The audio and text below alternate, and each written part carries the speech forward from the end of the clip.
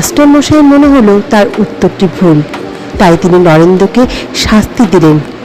নরেন্দ্র বারবার প্রতিবাদ করলেন, আমার ভুল হয়নি, আমি ঠিকই বলছি। কিন্তু মাস্টার মশাই আরও রেগে গেলেন। এতে বেত দিয়ে নির্দয়ভাবে নরেন্দ্রনাথকে মারতে লাগলেন। বাড়ি ফিরে গিয়ে নরেন্দ্রনাথ কাঁদতে কাঁদতে সব কথা মাকে বললেন। মা তখন সান্ত্বনা দিয়ে বললেন, বাচ্চা, তোমার যদি ভুল না হয়ে থাকে তবে এতে কি এসে যায়? ভয় যাই হোক না কেন, সর্বদা যা সত্য বলে মনে করবে তাই করে যাবে।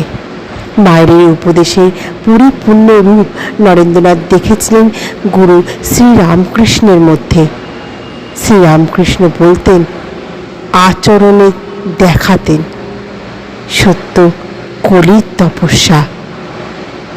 মা এবং গুরুদেব উভয়ের মধ্যে যে সত্যনিষ্ঠার আদর্শ